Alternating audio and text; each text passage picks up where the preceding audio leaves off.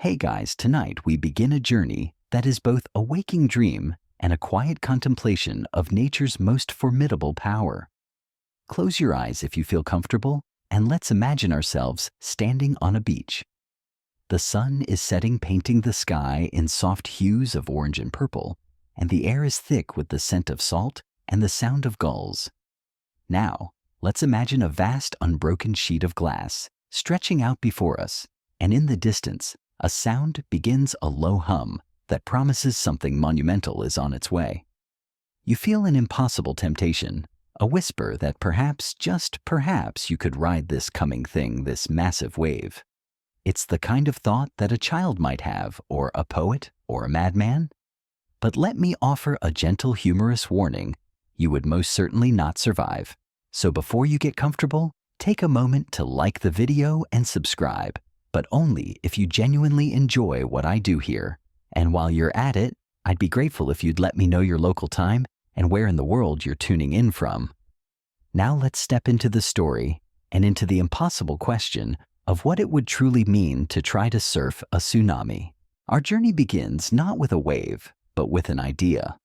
A thought that dances on the edge of the subconscious, a daydream of a kind of perfect defiance. We've all seen the pictures: a lone figure, a tiny silhouette carved against a monstrous wall of water, a symbol of human audacity.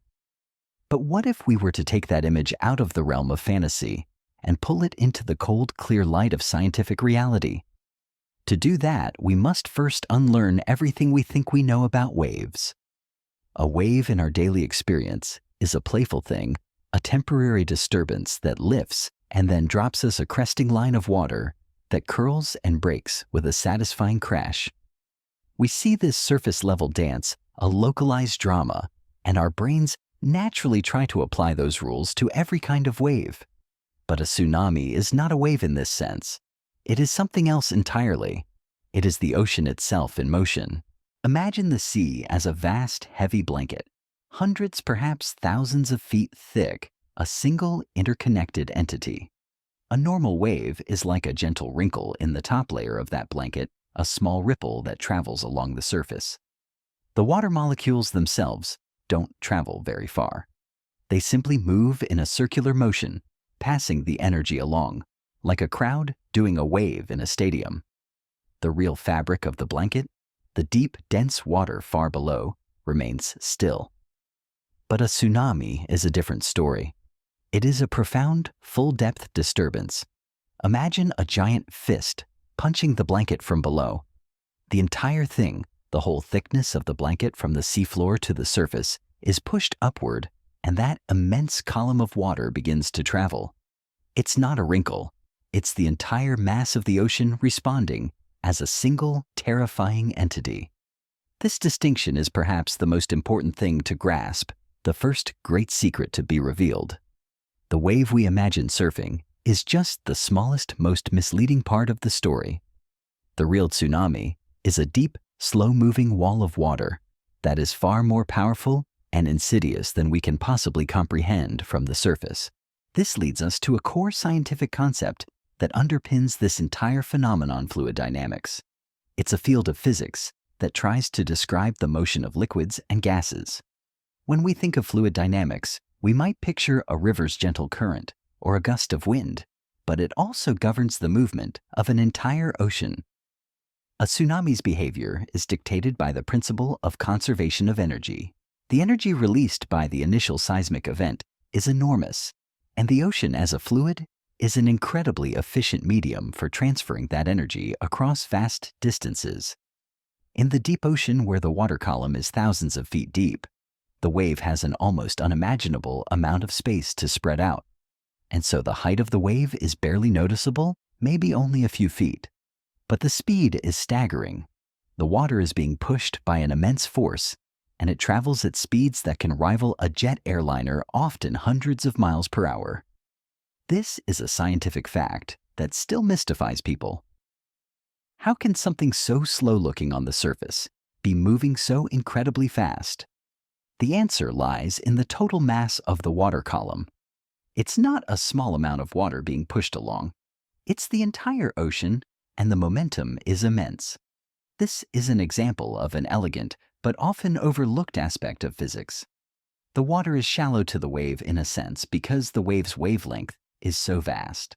This brings us to a peculiar scientific truth, one that seems almost paradoxical.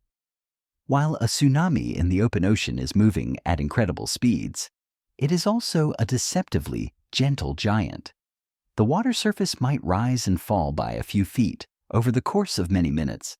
A ship at sea might pass over a tsunami and not even notice, feeling only a gentle, prolonged swell.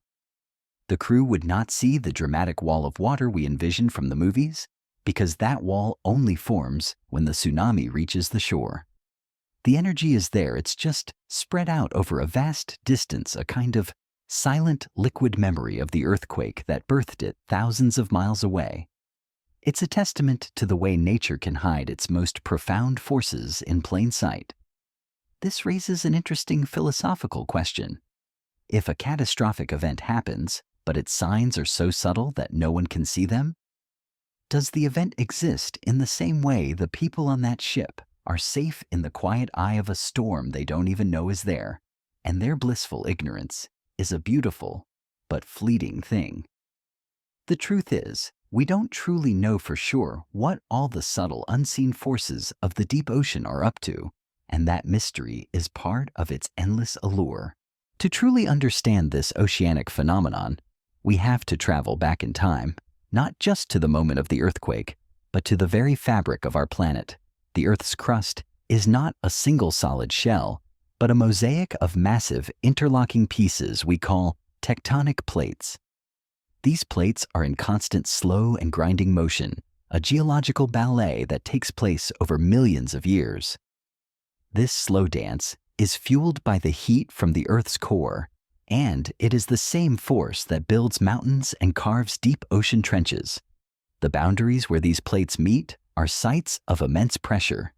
They snag and catch against each other, building up unimaginable tension over decades or even centuries.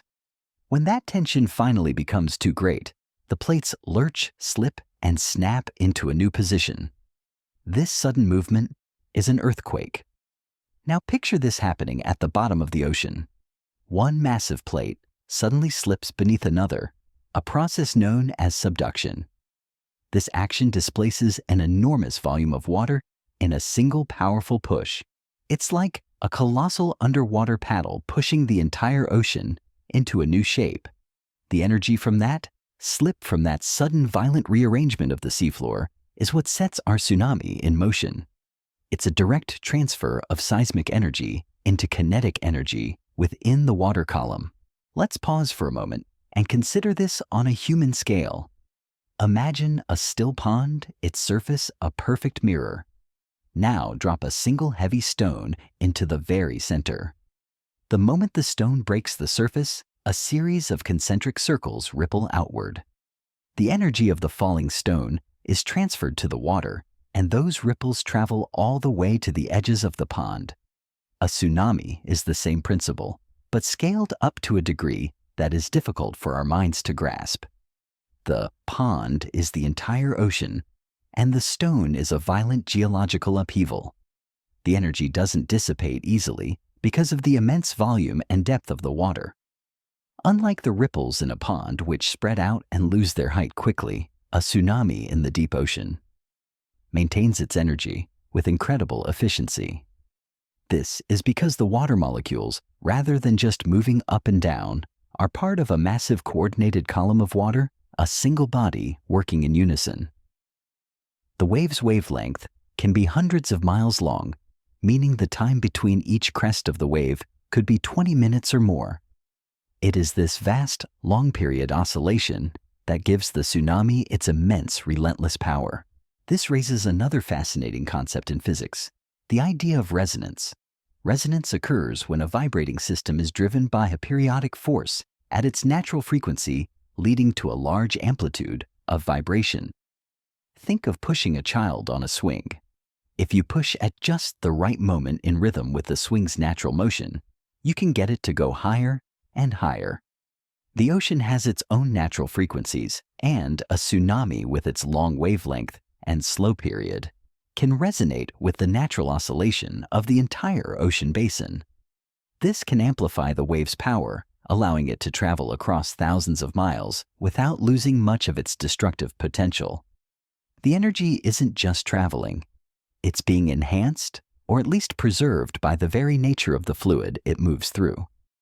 It's an elegant and terrifying dance between the Earth's crust and the ocean, a kind of conversation that we, on the surface, are rarely privy to until it's far too late. In a strange way, the physics of a tsunami offers a kind of cosmic humility. It reminds us that we live on a planet of immense patient power forces that operate on timescales and scales of magnitude that are alien to our daily lives. A tsunami is not a sudden, unpredictable event in the way a tornado is. It is the inevitable conclusion of a process that has been unfolding for centuries beneath our feet. The energy was always there, building up, waiting for the moment to be released. And when that moment came, the ocean, in its vast, quiet wisdom, simply became the messenger. It's a truth that can be both frightening and deeply comforting, a reminder that the universe, even in its most violent moments, is governed by a set of beautiful, unchanging rules. We, with our small lives and our fleeting moments, are merely witnesses to this grand, eternal play. To even consider surfing such a thing is to misunderstand its very nature. It is not a ride. It is a reckoning. It is a fundamental shift in the world's equilibrium, and to stand in its path is to stand against a force that has been gathering its strength since before we were even a thought. The real challenge for any would-be surfer isn't the crest of the wave, but the sheer immense volume of water behind it. When a normal wave breaks, the water crashes and then rushes back out to sea, and a new wave comes. But a tsunami doesn't have this ebb and flow.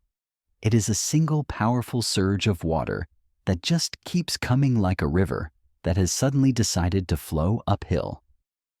When it approaches a coastline, the seafloor becomes shallower, and this is where the magic and the horror truly begins.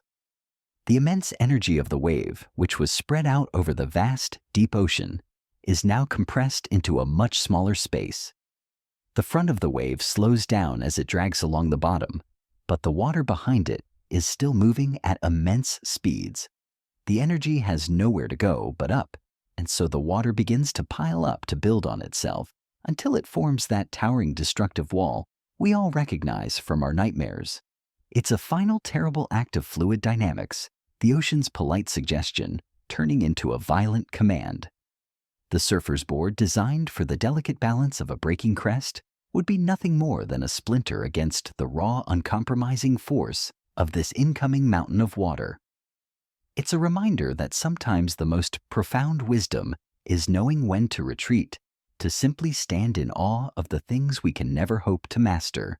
Having touched on the impossible notion of surfing a tsunami, we must now peel back the curtain on its true physical form, a form that bears little resemblance to the playful waves we know. We are accustomed to waves as a surface phenomenon, a thin layer of agitated water that rises and falls with a cheerful, rhythmic predictability.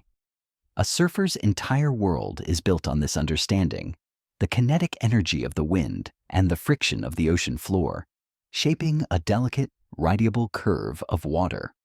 But a tsunami is a different creature entirely. It is a profound, column-like event that involves the entire depth of the ocean. To think of it as a wave in the traditional sense is a fundamental misunderstanding of its nature. Imagine, if you will, the ocean not as a fluid surface, but as a vast, interconnected volume, a liquid wall that stretches from the deepest trenches to the sunlit surface. When a massive earthquake displaces the seafloor, it's not just a ripple that is created. It is the entire column of water from top to bottom that is pushed upward. This displacement initiates a kind of long-period oscillation, a gentle but massive heaving of the entire ocean. The energy travels not just along the surface, but through the whole water column, a synchronized movement of trillions upon trillions of water molecules. This is why a tsunami is not a breaking wave. It lacks a classic crest and trough. Instead, it is a vast, invisible mound of water, a subtle bulge that can be hundreds of miles wide. The surface may only rise a few feet, but this is a false signal. What is happening below is a quiet and monumental movement of the entire body of water. This is where we must introduce another key scientific concept, hydrostatic pressure. Hydrostatic pressure is the force exerted by a fluid at equilibrium due to the force of gravity. Essentially, the deeper you go in the ocean, the more water there is above you, and therefore the greater the pressure. This pressure is immense, and it holds the water column together as a single coherent mass. When an earthquake disrupts this equilibrium, it sends a pressure wave through the entire column. The tsunami in its truest form is this traveling pressure wave. It's a deep, powerful whisper moving through the ocean's silent depths, a ripple of compressed and rarefied water that is not so much a visible wave as it is a traveling change in the ocean's fundamental state. A normal wave is a conversation between the wind and the surface. A tsunami is a conversation between the planet's crust and the entirety of its watery mantle. Think of it this way. A breaking wave is a story told in the shallows, a brief, beautiful narrative of crest and foam. A tsunami is the ocean's entire history, a vast, slow-moving epic that begins in the deep, silent heart of the earth. The energy, which in a normal wave is dissipated quickly through crashing and foaming, is in a tsunami's case preserved. Because it's a full column disturbance, there is no place for the energy to go. It is locked within the immense volume of water, a coiled spring waiting for release. This is why a tsunami can cross an entire ocean basin and still maintain its destructive potential. The energy doesn't travel on the surface. It is carried by the entire body of water itself, an unstoppable momentum that is only revealed when it encounters the friction and compression of the continental shelf. A peculiar scientific fact related to this is the phenomenon of solitons. A soliton is a self-reinforcing solitary wave that maintains its shape while it propagates at a constant velocity. While tsunamis are not perfect solitons, they share some of the same characteristics. The energy of the wave is contained within its form, and it doesn't spread out or dissipate in the same way that a normal wave does. This allows it to travel immense distances with little loss of power. Physicists still wonder about the exact mechanisms that allow these waves to maintain their integrity over such vast stretches of time and space. The truth is, we don't really know all the intricate details of how these massive waves interact with the complex topography of the ocean floor. And this raises a philosophical question. Do we truly understand the full power of a system if we only ever observe its final, most destructive state? The idea of the tsunami as a liquid wall of physics challenges our most deeply held assumptions. Our brains are hardwired to process information in terms of what we can see, but the true nature of the tsunami is invisible. It's a ghost of immense power, a silent killer that announces itself only when it has arrived. The water recedes from the shore in an eerie and unnatural way, a telltale sign that the trough of the wave has arrived and the immense crest is not far behind. A surfer seeing the water recede might foolishly paddle out thinking a big set is on its way. They would be paddling into the trough of a wave that is hundreds of miles wide, a slow-moving massive depression in the ocean's surface. The crest that follows is not a pretty curling wave, but an immense unrelenting wall of water that will simply erase everything in its path. There is no line to paddle for no lip to drop into, and no satisfying ride to be had.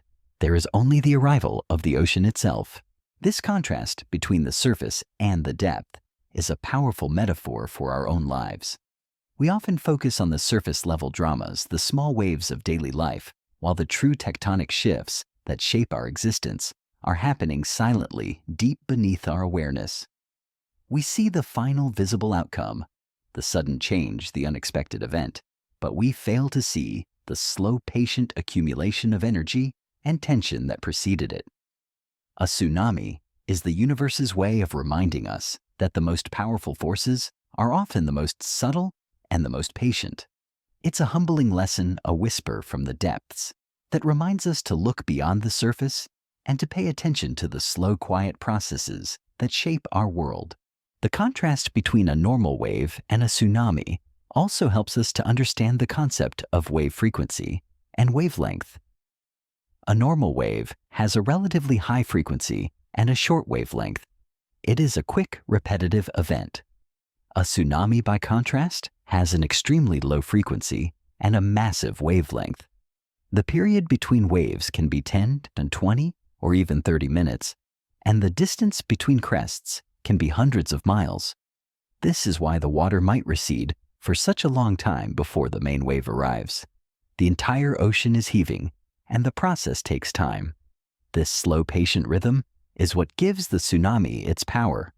It is not a quick jab, but a long, slow punch that carries the weight of the entire ocean. The energy which in a normal wave is dissipated in a frantic localized moment is in a tsunami's case contained and released with a terrifying unhurried grace. This leads us to a strange and beautiful truth about the ocean, a truth that physicists still argue about. The ocean in a sense has a memory. The tsunami carries the memory of the earthquake that created it. The energy is not lost, it is simply transformed and transported.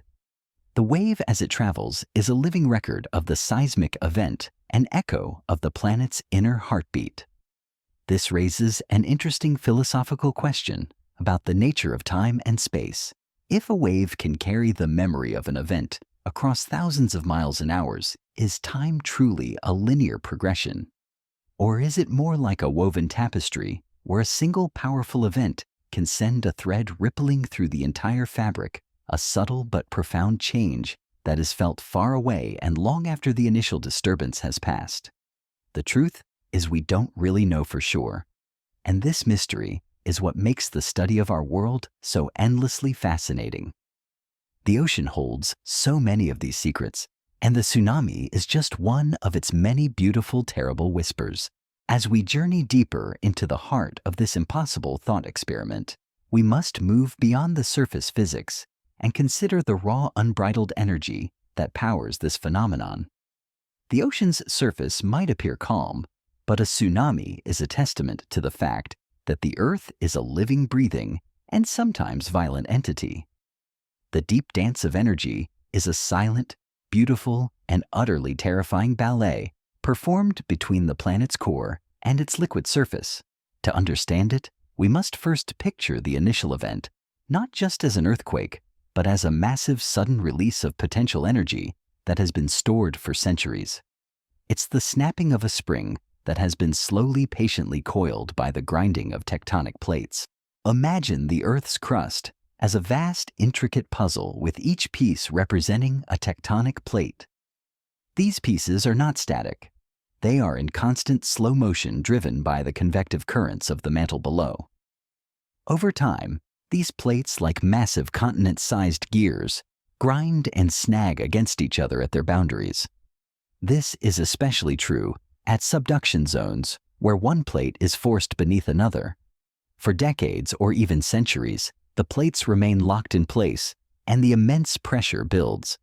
The rock itself begins to deform, bending and storing up elastic potential energy, much like a rubber band being stretched to its absolute limit. This silent tension is the first step in our story, a kind of geological suspense that can last for generations. Then there is the moment of release. The fault line, unable to withstand the pressure any longer, snaps. The rock breaks and the plates lurch forward, a movement that can be a matter of feet or even yards, all in a matter of seconds. This sudden shift is what we call an earthquake, and it is in this moment that our story truly begins. The stored elastic potential energy is violently converted into several forms of kinetic energy. The ground shakes, of course, but a significant portion of that energy is transferred directly to the colossal weight of the overlying ocean. It's like a colossal underwater paddle pushing the entire water column upwards. This is the moment the tsunami is born. This leads us to a central concept in physics, the conservation of energy. Energy cannot be created or destroyed. It can only be transformed from one form to another. In the case of a tsunami, the seismic potential energy stored in the strained rock of the Earth's crust is transformed into the kinetic and gravitational potential energy of the moving water. The immense energy of the earthquake doesn't just disappear. It is efficiently and devastatingly transferred to the ocean. And because water is largely incompressible, and the ocean is so vast that energy has nowhere to go but to travel, it becomes a kind of traveling wave of kinetic energy, a massive momentum that is now the tsunami itself. To help us visualize this, let's use the metaphor of a stone dropped in a pond, but on a scale that defies imagination. We drop a small pebble, and the ripples are small and fade quickly. We drop a boulder, and the ripples are bigger and last longer. Now imagine a stone so large it's the size of a mountain, and the pond is the Pacific Ocean. The moment this stone hits, the entire body of water responds. It's not just the surface, it's the deep, dark water far below that is suddenly set into motion. The ripples that are created are not tiny surface-level things. They are massive, long wavelength disturbances that carry the weight of the entire ocean. The energy doesn't spread out and dissipate in the same way our pond ripples do. It is conserved, held within the very structure of the wave itself, a testament to the ocean's remarkable ability to transmit energy across vast distances. A fascinating but often overlooked scientific truth is the connection between the magnitude of an earthquake and the potential for a tsunami. Not all underwater earthquakes produce tsunamis. The key lies in the type of fault movement. A slip-strike fault, where plates slide horizontally past each other, typically doesn't displace enough water to create a significant tsunami.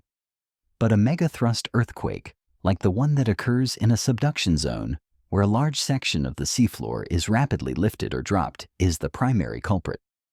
It is this vertical displacement, this sudden change in the ocean floor's elevation, that creates the initial push. This raises an interesting question. If a megathrust earthquake happened in a much smaller body of water, say a deep lake, would the result be a miniature tsunami? The truth is, we don't really know for sure how those dynamics would play out on a smaller, more contained scale. And that mystery is part of what makes the study of these natural phenomena so compelling. The energy of the tsunami, once released, continues its journey, a quiet and unstoppable force. In the deep ocean, the wave is a long, slow swell, almost undetectable from a ship on the surface. But it is traveling at incredible speeds, sometimes over 500 miles per hour. This is a scientific fact that can be hard to reconcile. How can something that appears so calm be moving so fast? The answer lies in the physics of shallow water waves. Despite being thousands of feet deep, the ocean is considered shallow to a tsunami because the wave's wavelength is so vast. The speed of a shallow water wave is determined by the gravitational pull and the depth of the water. The deeper the water, the faster the wave travels. This is why a tsunami can cross an entire ocean in a matter of hours, a silent, unseen messenger of doom. And what would a surfer be experiencing during this quiet oceanic journey? Nothing at all in the dramatic sense. They would be completely unaware of the immense force moving beneath them.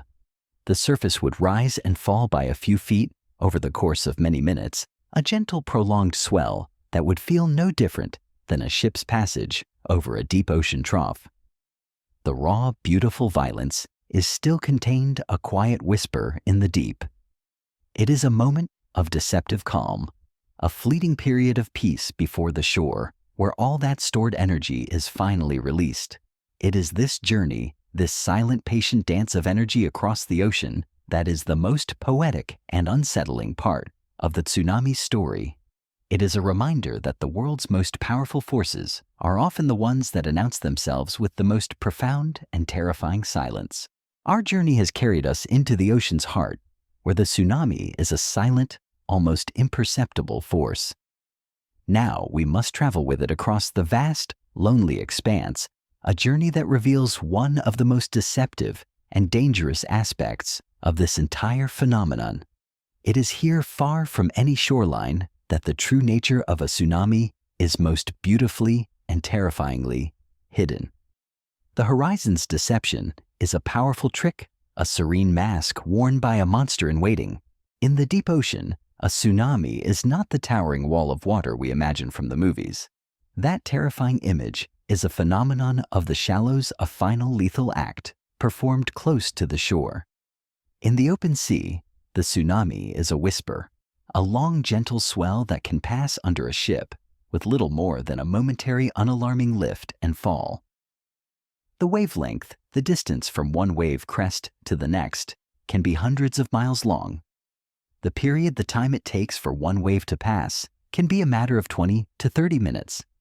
Imagine a ship bobbing on the ocean. The surface rises a mere few feet, and then over the next 10 minutes, it slowly, almost imperceptibly, falls back to its original height. The crew would likely not even notice. They would simply think they were experiencing a long, deep ocean swell.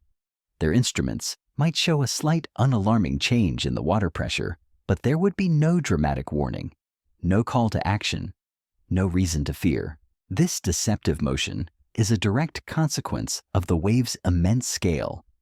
The energy is spread out over such a vast volume of water that the surface manifestation is almost negligible.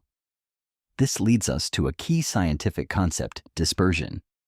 In a normal wave, different frequencies travel at different speeds, which causes the wave to spread out and lose its shape.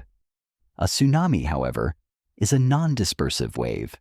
Because its wavelength is so much larger than the depth of the water, all its component frequencies travel at the same speed. This allows the wave to maintain its integrity, its coherent shape across thousands of miles of open ocean. The energy doesn't bleed out into the surrounding water. It remains locked within the wave structure, a kind of traveling memory of the tectonic shift that birthed it. This is the quiet genius of the tsunami. It is a masterful architect of its own preservation, a self-contained force that is not at the mercy of the ocean's usual chaotic rules. It is a testament to the idea that sometimes the most destructive forces are also the most elegant in their design. A peculiar scientific truth is that while a tsunami is traveling at speeds that can rival a commercial jet, the water itself is not moving with the same ferocity. The water molecules are simply oscillating in a gentle circular motion, passing the energy along. The speed of the wave is the speed of the energy propagation, not the speed of the water itself. This is a crucial distinction, and one that completely undermines the idea of surfing a tsunami in the deep ocean. You would not be lifted and carried along at 500 miles per hour. You would simply be lifted and lowered gently over the course of many minutes by a subtle swell. The danger is not here in the deep. The danger is in the future at the shoreline, where all that contained energy will be released. The water is a messenger, but the message is not in its movement, but in the energy it carries. The ocean, in this sense, is a vast patient library, and the tsunami is a story it is carrying to a distant shore. This raises an interesting and deeply philosophical question. Is a threat that is invisible and imperceptible still a threat? To the sailors on that ship, the tsunami is not a threat. It is a long, slow swell, a natural part of the ocean's rhythm. Their experience of the event is one of peace and calm. But to the people on the shore thousands of miles away, the threat is very real, and it is a matter of life and death. The truth is, we don't really know for sure how many tsunamis have passed under the bows of unsuspecting ships throughout history. They are a silent and often unseen force, a testament to the idea that some of the most profound events in the world occur without witnesses. It is a reminder that our perception of reality is often limited by our senses, and that there are vast, powerful processes unfolding around us that we are completely oblivious to. The deceptive nature of a tsunami in the deep ocean is a beautiful and poetic paradox. It is a moment of profound stillness and peace that contains the seeds of unimaginable violence. The water is calm, the sun is shining, and yet a catastrophic force is moving beneath the surface, a force that will reshape entire coastlines and claim countless lives. The ocean, in its vast and different wisdom, offers no warning, no sign of the coming destruction. It is a silent messenger, and its message is only decoded when it finally arrives at its destination. The beauty of the deep ocean is a kind of beautiful but dangerous lie. It promises tranquility, but it is merely the calm before the storm, the quiet before the roar. This idea of a hidden threat is a powerful one, and it has parallels in many other areas of science. We think of a virus as a violent, immediate assault on the body, but many viruses can lie dormant for years, a silent and unseen force within our own cells, waiting for the right moment to strike. Or we can think of tectonic plates themselves, which move at the same rate our fingernails grow. The movement is so slow as to be completely imperceptible, and yet that slow, patient motion builds up the immense energy that will eventually be released in a devastating earthquake. The world is full of these quiet, patient forces, and the tsunami is just one of the most dramatic examples. It's a reminder that we live in a world of constant change, and sometimes the most dangerous changes are the ones that are too slow or too vast for us to perceive in the moment. The universe is full of these hidden truths, and the scientist's job is to look past the surface and into the deeper, quieter reality that lies beneath. The experience of surfing a tsunami in the deep ocean would be an exercise in utter futility. You would not be riding anything. You would be bobbing gently on a long, slow swell, completely unaware of the immense force moving beneath you. The wave in its true form has not yet revealed itself. It is still a liquid wall of physics, a traveling column of water, a quiet whisper that is waiting for the shallows to amplify its voice. Our journey with the tsunami, therefore, must continue. We must follow it to the continental shelf where the ocean floor rises and the wave's true nature is finally and tragically revealed. The horizon's deception is about to end, and the real story is about to begin. The final powerful paradox of the tsunami is that its most destructive form is also the one that is most fleeting. Its journey across the ocean is a long, patient epic, but its final deadly act is a brief, violent rush of water against the land. Let's consider for a moment the sheer scale of the energy we're talking about. A tsunami wave can carry the energy equivalent of many atomic bombs. This energy is not a sudden explosion. It is a slow, methodical push of the entire ocean. The power is in the volume, in the mass, and in the momentum. To try to stand against this is not just foolish. It is to misunderstand the very fabric of our universe. A surfer stands against a normal wave, a brief, beautiful moment of defiance against a small localized force. To stand against a tsunami is to stand against the planet itself, a force of nature so immense and so profound that it simply cannot be challenged. It's a humbling thought, a reminder of our small and fragile place in the grand cosmic theater of our world.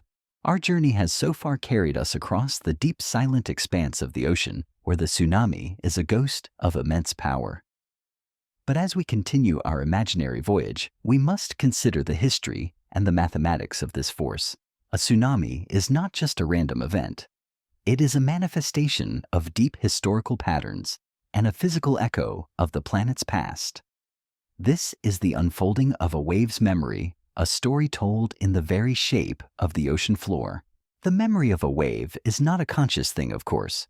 It is a physical memory, an imprint left by past events. Every tsunami is a lesson in the Earth's history. The movement of tectonic plates, the slow grinding processes of subduction and faulting. These are the historical texts written in the Earth's crust. When a megathrust earthquake occurs, it is not a surprise to the planet. It is the inevitable conclusion of a process that has been unfolding for centuries, a moment of release that has been building since the last major event, and the tsunami that is born from that earthquake carries with it the physical memory of that event, a massive wave of energy that will travel across the ocean and, in a sense, relive that historical moment on a distant shore. This leads us to a key scientific concept, seismic tomography. Just as a medical CT scan uses X-rays to create a detailed image of the human body, seismic tomography uses seismic waves from earthquakes to create a detailed map of the Earth's interior. By studying how these waves travel through the Earth, scientists can infer the density and temperature of the rock deep beneath the surface, revealing the slow churning processes of plate tectonics. This allows us to see the memory of past events, the scars and features left behind by centuries of geological activity. It is through this scientific detective work that we can begin to understand why some parts of the world are more prone to tsunamis than others, and why a tsunami traveling across the Pacific will behave differently than one traveling across the Indian Ocean. The ocean floor, with its mountains and valleys, its deep trenches and its shallow shelves, is a kind of topographical map that a tsunami must read and react to. A peculiar and fascinating scientific truth is how the topography of the ocean floor, this unfolding of a wave's memory, can drastically alter a tsunami's behavior. A tsunami traveling over a deep ocean trench might move at incredible speeds with a low wave height, but as it approaches a coastline with a shallow, gradually sloping continental shelf, the front of the wave slows down. The water behind it, still moving at high speed, begins to pile up. The energy, which was spread out over a vast volume of water, is now compressed into a much smaller space. This is when the wave begins to build its height, growing exponentially. It is this interaction, this conversation between the wave and the land, that transforms a subtle deep ocean swell into a catastrophic wall of water. The topography of the ocean floor, in a sense, is the final sentence in the tsunami's story, the part where the plot finally comes to its violent conclusion. This raises an interesting philosophical question about the nature of a wave. Is a wave a single continuous entity? Or is it a series of discrete events, a chain of cause and effect that is linked by the medium it travels through? The truth is, we don't really know for sure. The wave's memory is a kind of causality, a chain of events that links a seismic event to a distant shoreline. The wave's energy is a thread that connects the Earth's deep past to our present moment. And to think of surfing such a thing is to misunderstand the very nature of this cosmic chain reaction. You would not be riding a wave. You would be swept up in a historical event, a geological memory that has finally arrived at its destination. Remember how we talked about the deceptive nature of the wave in the deep ocean? How it was a silent, almost imperceptible force. Now, as we get closer to the shore, that deception begins to fade. The wave's memory is now being read by the land. The topography of the continental shelf acts as a kind of physical amplifier, turning a quiet whisper into a deafening roar. The wave that was once a gentle swell is now a rising column of water, a surge that is building on itself its momentum, growing with every foot of rising seabed. It is here that the myth of surfing a tsunami becomes a physical impossibility. A normal wave is a beautiful localized dance between water and wind. A tsunami is the entire ocean, and to try to ride it is to try to ride a mountain. It is a force of such immense scale and power that it defies all human attempts at control or mastery. The unfolding of a wave's memory is a poetic idea, but it is also a sober scientific reality.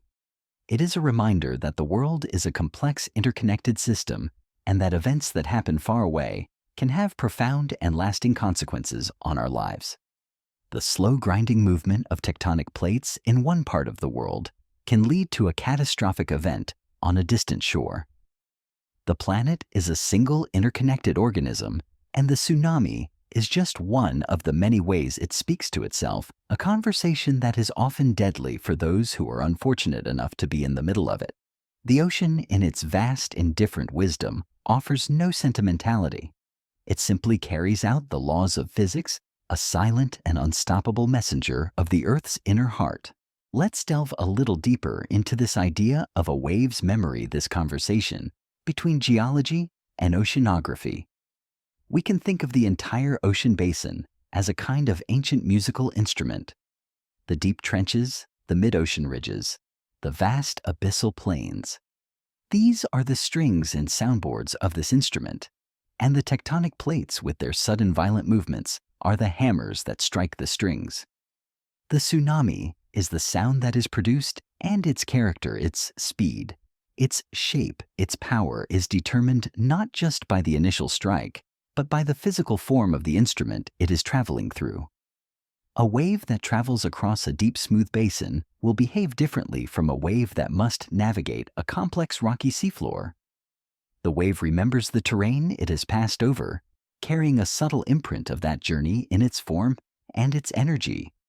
This is why a tsunami can arrive at a distant shore as a series of multiple waves, with the second or third wave often being the largest.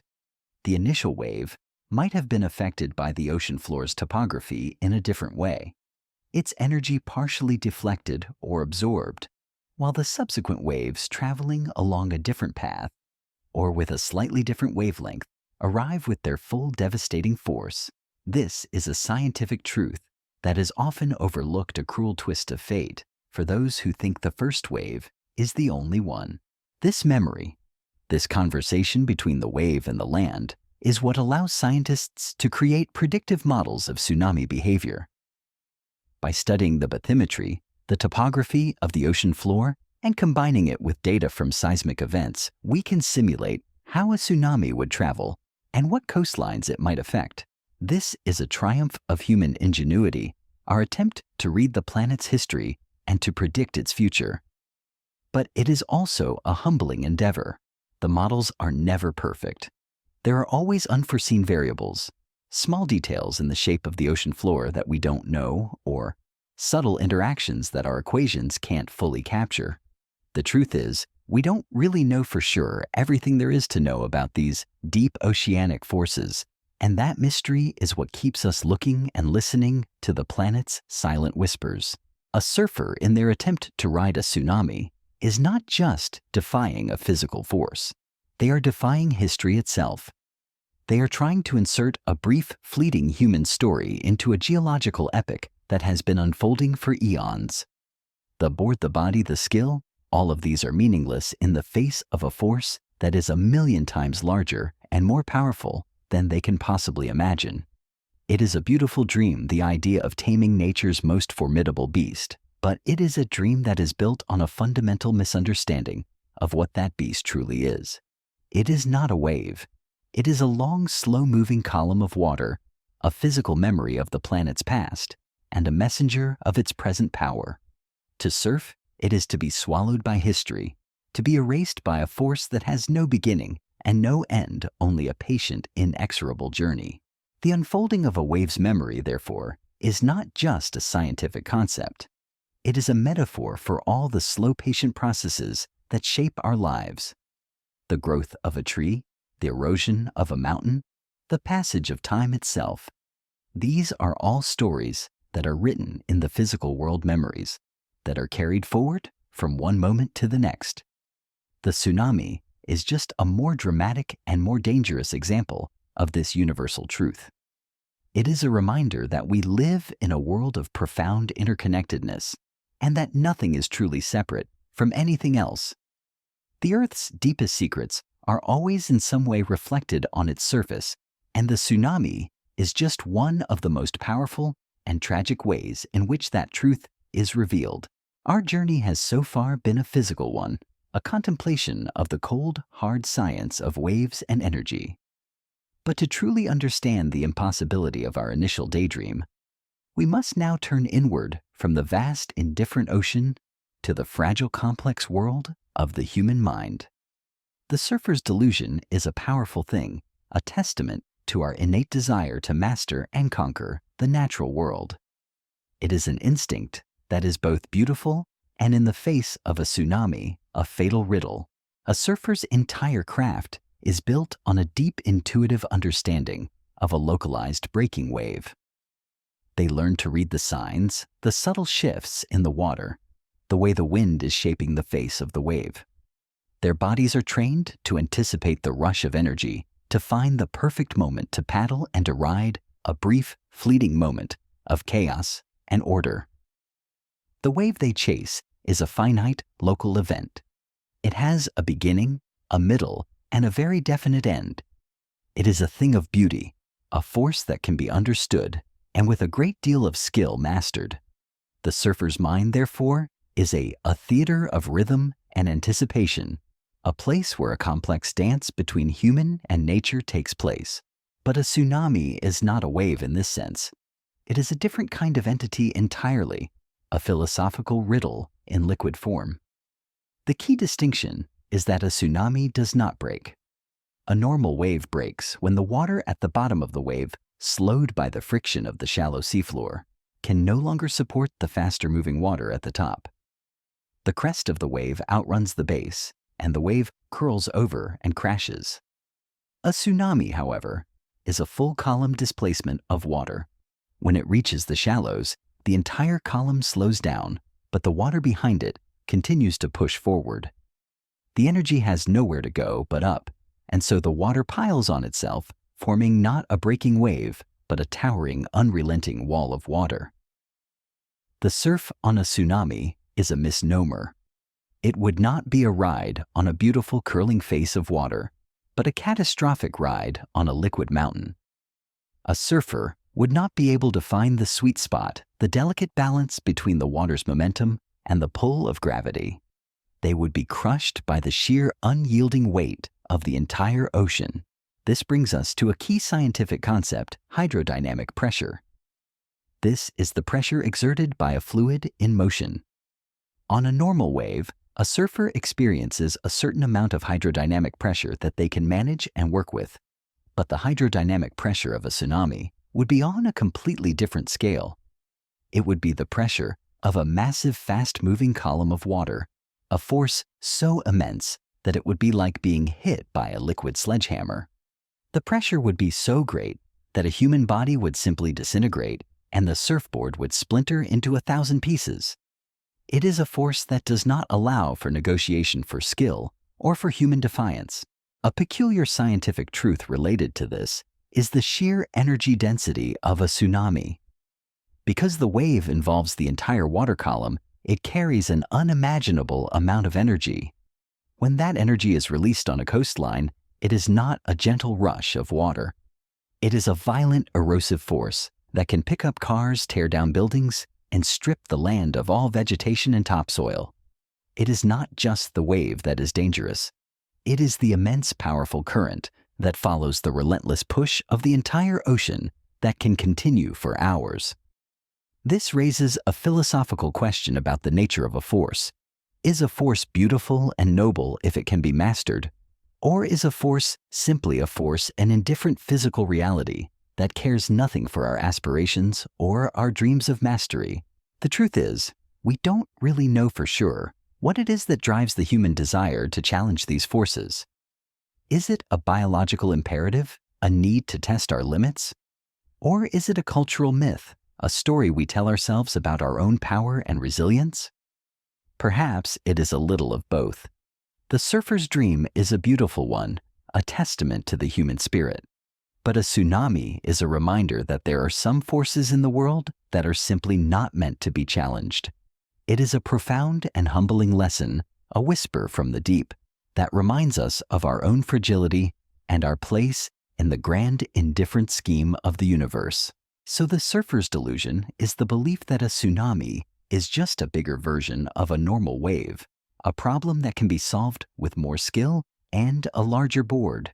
But the philosopher's riddle is the question of what happens when a force is so immense that it transcends our very definition of what a wave is. It is a question of scale of perspective and of our place in the natural world. The tsunami is not just a scientific phenomenon.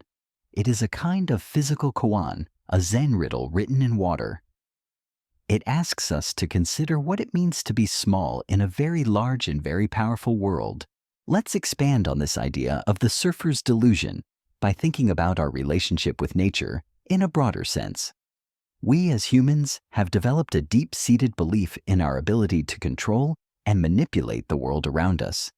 We build dams to tame rivers, we construct massive seawalls to hold back the tide, and we develop predictive models to forecast storms. This is the foundation of our civilization, a story of human triumph over natural forces. The surfer is a beautiful primal expression of this belief.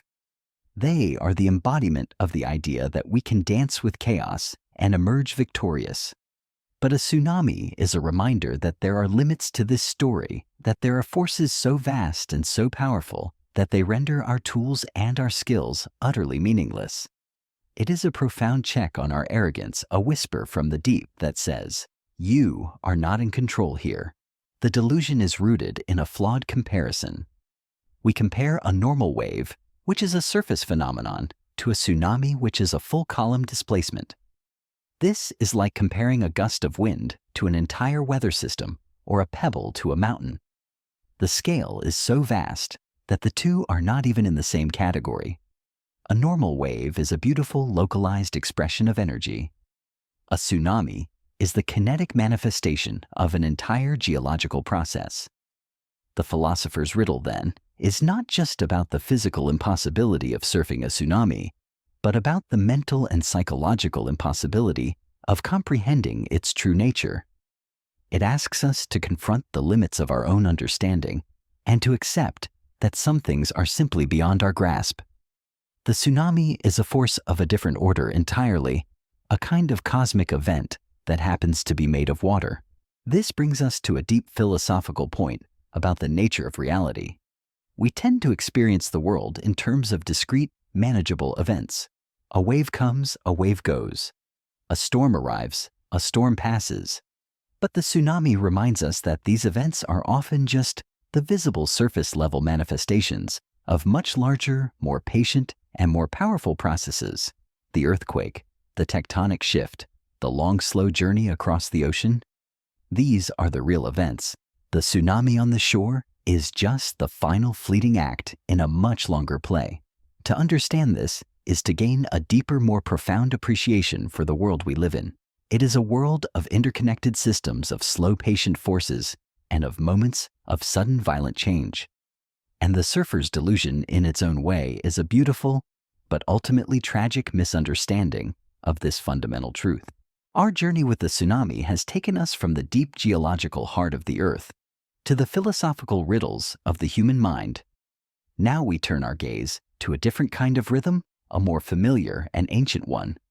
We will explore the tides of time and entropy, a contemplation that connects the gentle, predictable rise and fall of the ocean with the chaotic, entropic force of a tsunami. The tides are the ocean's heartbeat, a slow, patient breath that it takes twice a day. This rhythm is not born of violence or cataclysm, but of a cosmic dance, a gravitational conversation between the earth, the moon, and the sun. The moon in particular exerts a powerful gravitational pull on the Earth's oceans, causing the water to bulge toward it. A corresponding bulge forms on the opposite side of the planet due to inertial forces. As the Earth rotates, a given point on its surface passes through both of these bulges, and we experience the two high tides and two low tides of the day. This is a scientific concept we all know, but it is worth a deeper contemplation. The tides are a perfect example of a predictable cyclical system. They are the epitome of order, a reliable rhythm that has governed life on Earth for billions of years. But a tsunami is the antithesis of this order. It is a chaotic, aperiodic event, a sudden burst of energy that disrupts the ocean's gentle rhythm. It is a force of pure disorder, a massive singular wave that arrives without warning and leaves behind a world of chaos. This is where we must introduce the concept of thermodynamic entropy. Entropy is a measure of the disorder or randomness in a system. In a closed system, the second law of thermodynamics states that entropy will always increase over time.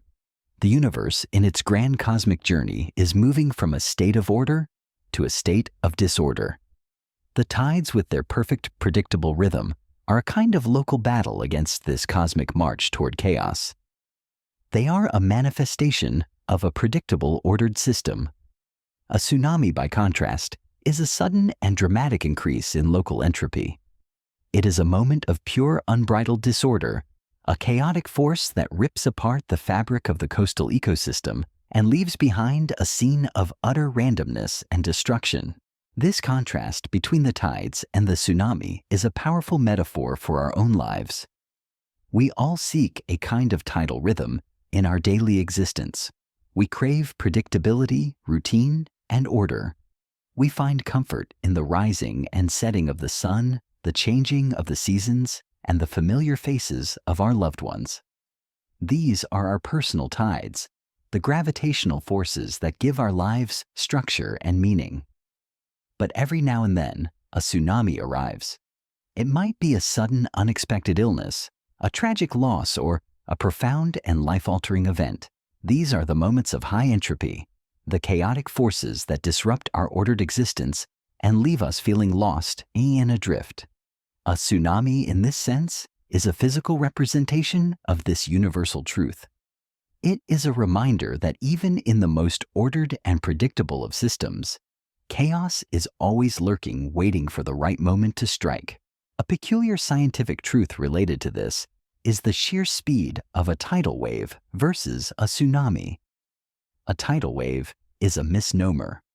The true tidal forces create a bulge that travels with the Earth's rotation at speeds of over 1,000 miles per hour. This is the speed of the bulge, not the water itself. The water is simply being lifted and lowered in a slow, patient rhythm. A tsunami, on the other hand, is a discrete wave of kinetic energy that travels at a speed of up to 500 miles per hour. But the water itself is moving with immense force. It's a subtle but crucial distinction that highlights the different natures of these two oceanic events. The tide is a slow, patient waltz between celestial bodies and the ocean. The tsunami is a violent, sudden punch, a chaotic force that has no regard for rhythm or order.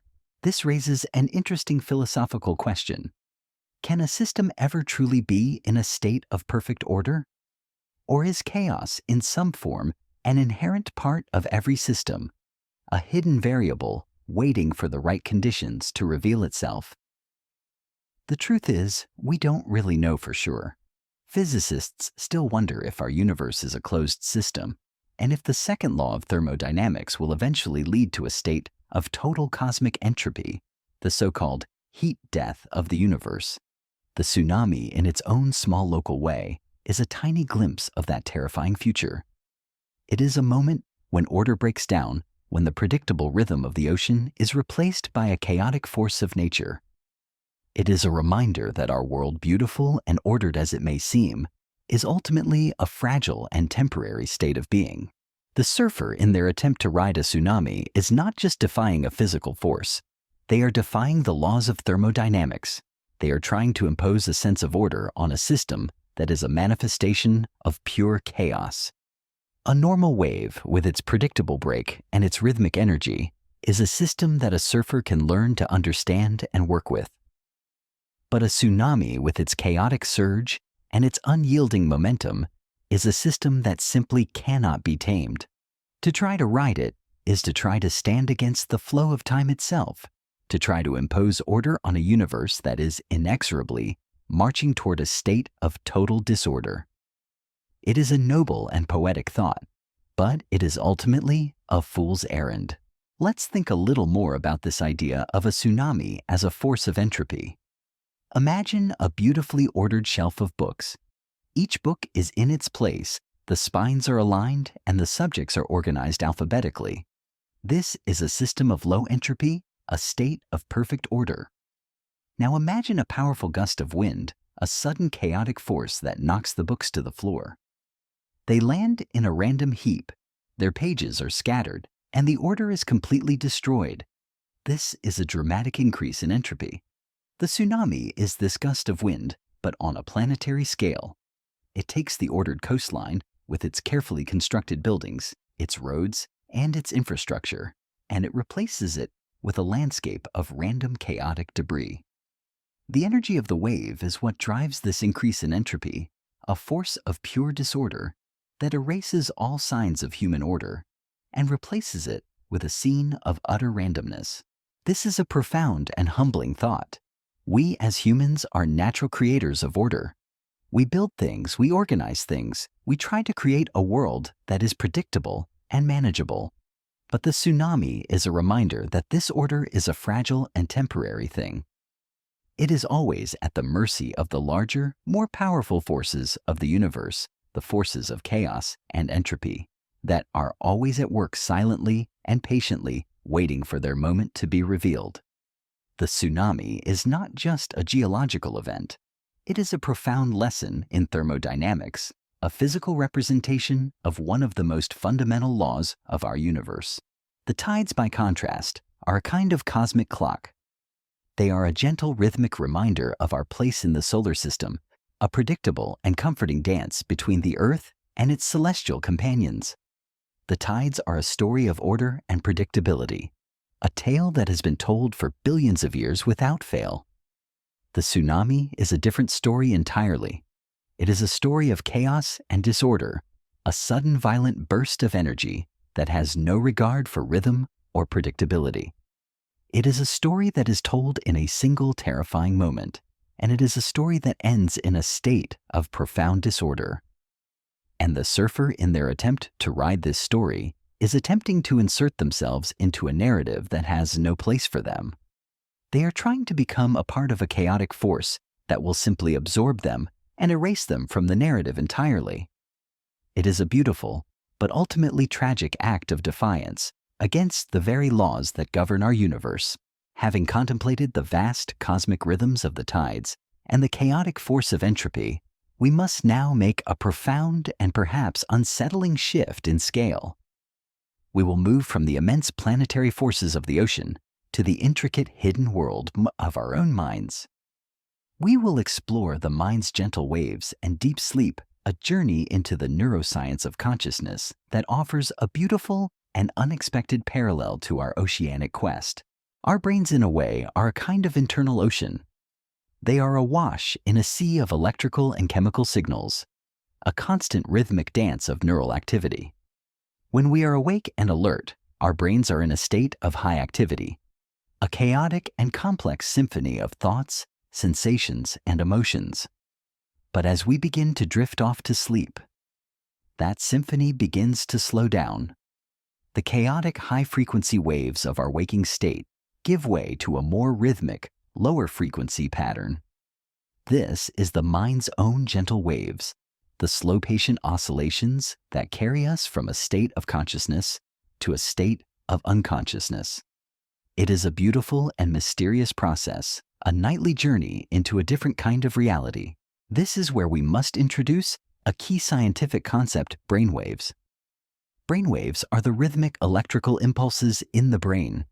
When we are awake and focused, our brains produce high-frequency beta waves.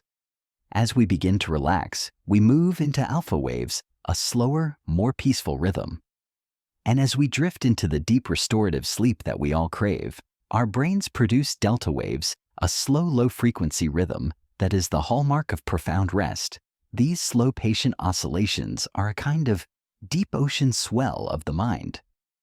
They are the background hum of our unconscious, a powerful rhythmic force that allows our brains to repair themselves, to consolidate memories, and to prepare for the challenges of the waking world. A peculiar scientific truth is the nature of REM sleep, or rapid eye movement sleep. This is the stage of sleep where our brains become almost as active as they are when we are awake, and it is the stage where we do most of our dreaming. It is a moment of high entropy within the ordered world of sleep, a chaotic burst of neural activity that is a kind of internal storm.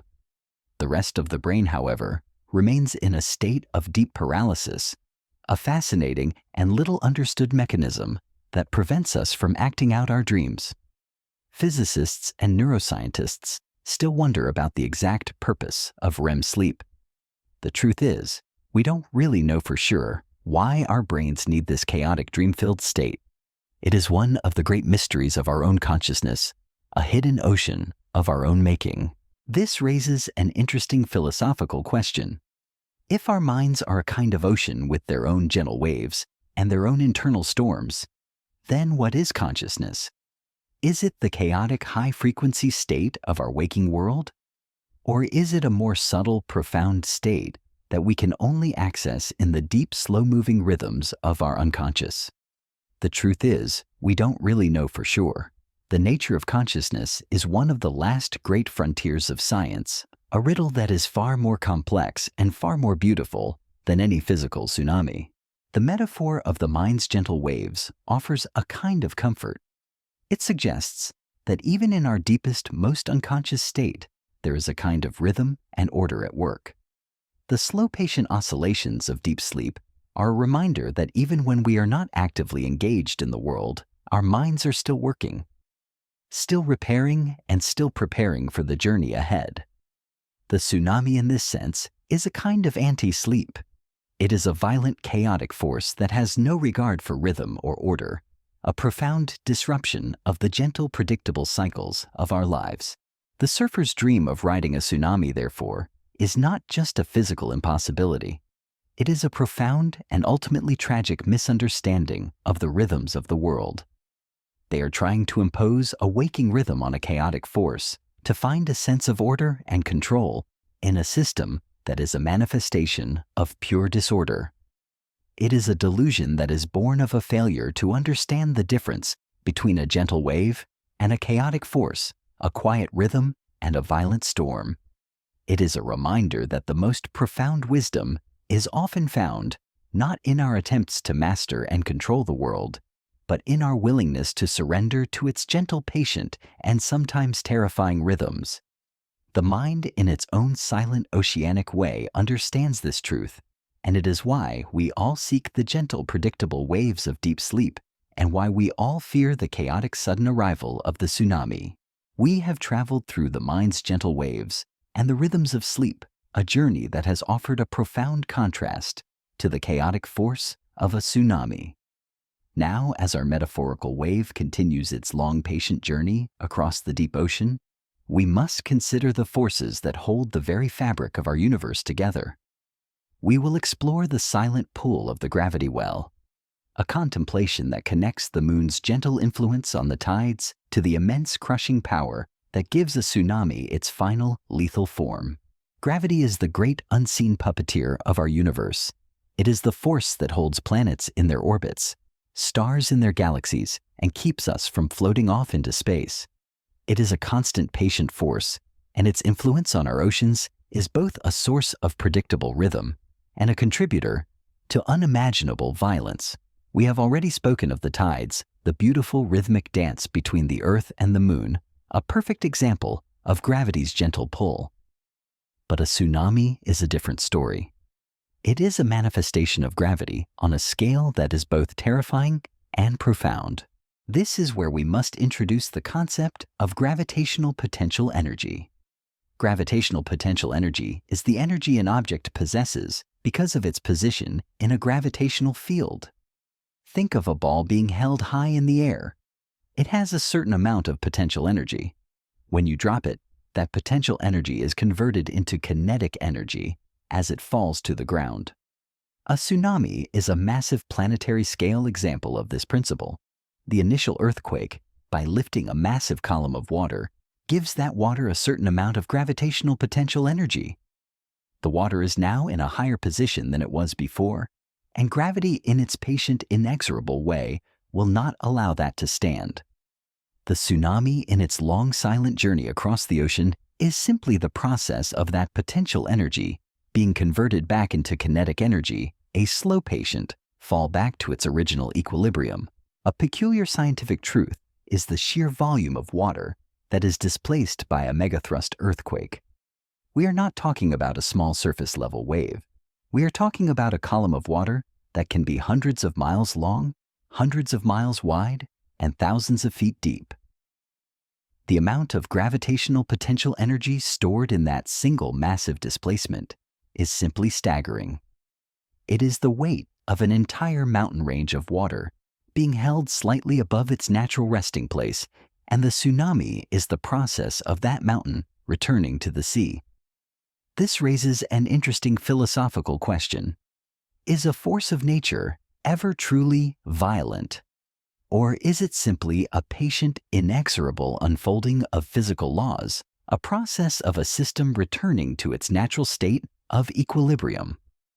The truth is, we don't really know for sure, and that mystery is what makes the study of these forces so compelling. Remember how we talked about the tsunami being an invisible, almost imperceptible force in the deep ocean. The gravity well is the reason for this. In the deep ocean, the immense volume of water is spread out over a vast area, so the change in height is minimal. But as the wave approaches the coastline, the ocean floor rises. The water column is now in a different gravitational field, a new gravity well. The water at the front of the wave, slowed by the rising seabed, now has to contend with the immense gravitational pull on the water behind it, which is still in the deeper, faster-moving water. The energy, which was once spread out over a vast volume, is now compressed into a much smaller space. The gravitational potential energy is converted into a terrifying surge of kinetic energy, and the water piles up on itself, forming that lethal, towering wall. The surfer's delusion in this context is a failure to understand the difference between a local gravitational force and a planetary one. A normal wave is a beautiful, localized dance between the water and the wind, a small fleeting event that the surfer can work with. But a tsunami is a massive planetary-scale event, a process that is driven by the very fabric of our universe. To try to ride it is to try to defy gravity itself, to stand against a force that holds the entire cosmos together. It is a profound and humbling lesson, a reminder that some forces in the world are simply too vast, too powerful, and too fundamental to be challenged. Let's delve deeper into this idea of the gravity well. The term itself is often used in astronomy to describe the gravitational influence of a massive object, like a star or a planet, on its surroundings. We can think of the entire Earth's gravitational field as a massive invisible well, and the oceans are simply a liquid that has settled at the bottom of it. When a tsunami is created, it is as if a section of that liquid is suddenly lifted, creating a temporary imbalance. The tsunami is the process of that imbalance being corrected, a kind of cosmic sigh from the Earth's gravitational field as it pulls the displaced water back down. The continental shelf, as the wave approaches it, acts as a kind of ramp, a physical structure that forces the wave to climb out of its deep ocean gravity well and into a shallower one. This is where all the potential energy is finally and brutally released. A fascinating concept, and one that physicists are still exploring, is how gravity itself at a quantum level might be a manifestation of entropy. This idea, known as the entropic theory of gravity, suggests that gravity is not a fundamental force, but rather an emergent property of the universe's tendency toward a state of maximum disorder. In this view, a tsunami is not just a manifestation of gravity. It is a manifestation of the universe's most fundamental law. It is a force that is driven by the very fabric of space-time, a profound and humbling thought that connects the smallest particle to the largest cosmic event. The truth is, we don't really know for sure if this theory holds true, but it raises an interesting question. If gravity is a manifestation of entropy, then is the tsunami a perfect example of both of these concepts working in concert? The surfer, in their attempt to ride a tsunami, is not just fighting against gravity. They are fighting against a force that is a reflection of the universe's most fundamental law. A normal wave is a beautiful localized dance, a small fleeting moment in the grand cosmic scheme.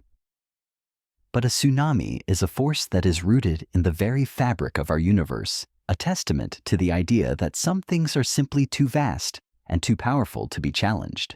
It is a reminder that our place in the world is a small and fragile one, and that our greatest wisdom is often found not in our attempts to master nature, but in our willingness to stand in awe of it.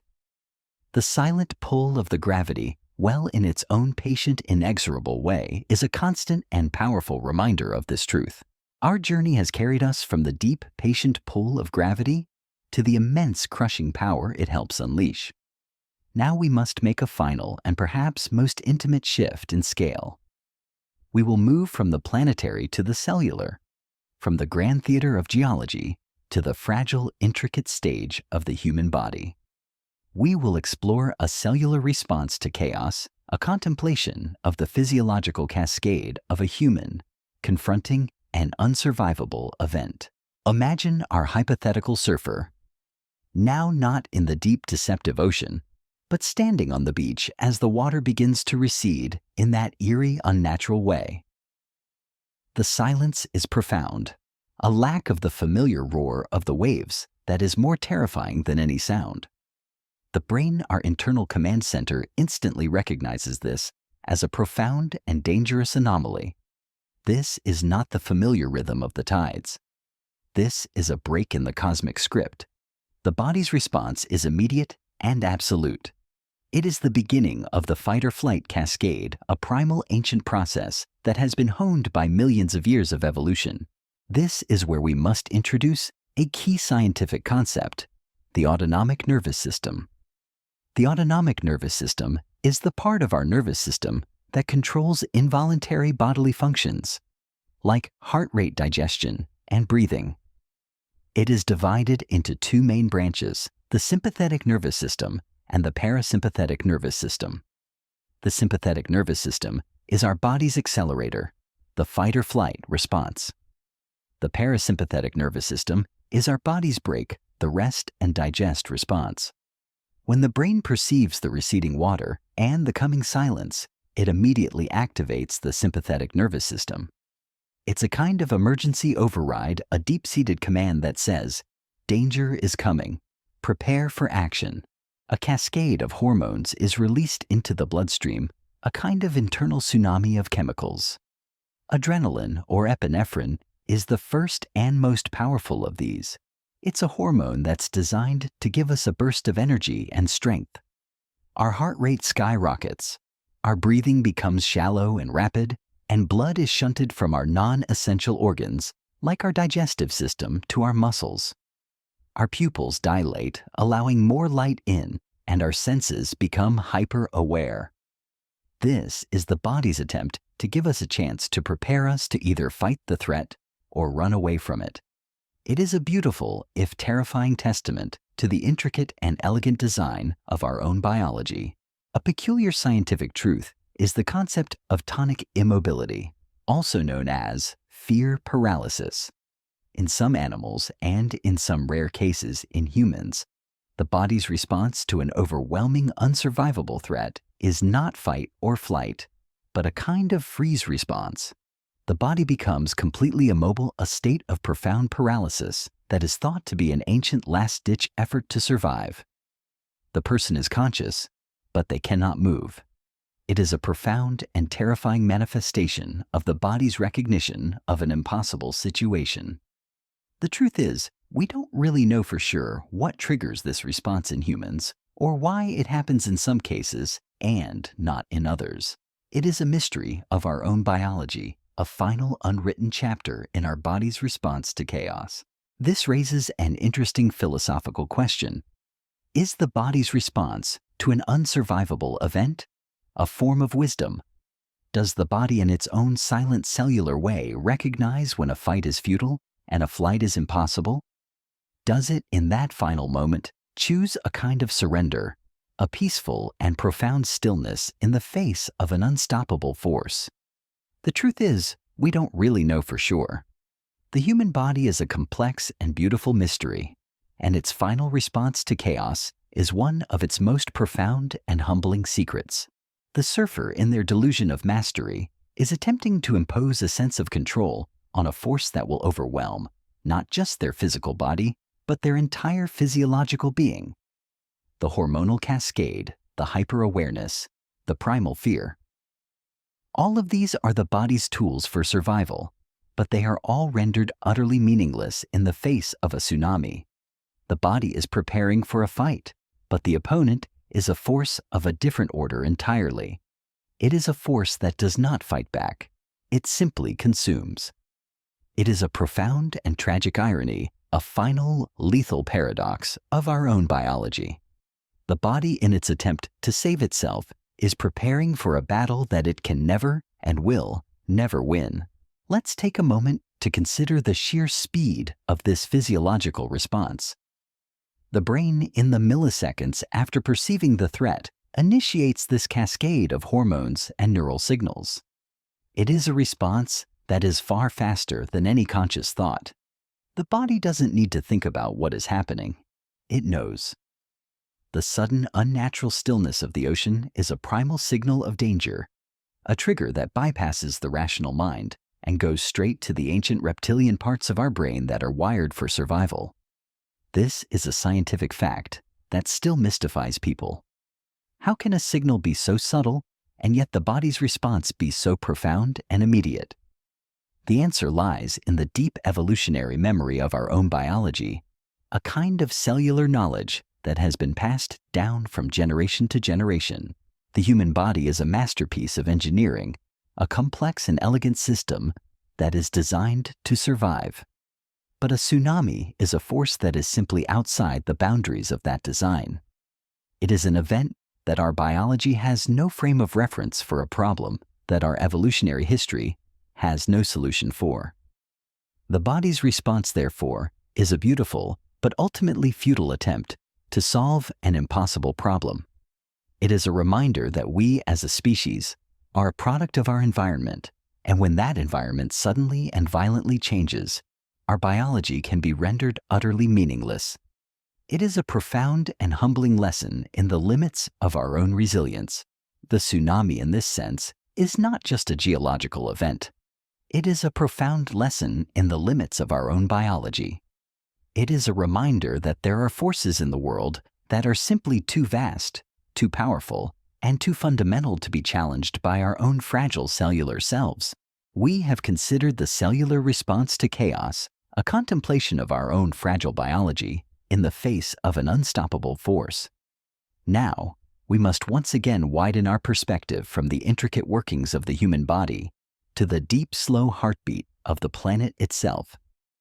We will explore the echoes of Earth's inner heartbeat, a journey into the grinding, patient movements of the tectonic plates that are the genesis of these immense waves. Our planet's surface is not a single solid shell, but a mosaic of massive interlocking pieces we call tectonic plates. These plates are in constant slow motion, driven by the intense heat and pressure from the Earth's core. They are like giant rafts floating on the semi-fluid mantle beneath them, a silent and patient ballet that takes place over millions of years. This process is so slow that we cannot perceive it on a human timescale. The plates move at the same rate that our fingernails grow, a fact that is both humbling and mind-boggling. It is a reminder that our perception of time is a small and fleeting thing, and that the planet operates on a different, more profound clock. The boundaries where these plates meet are the sites of immense pressure and tension.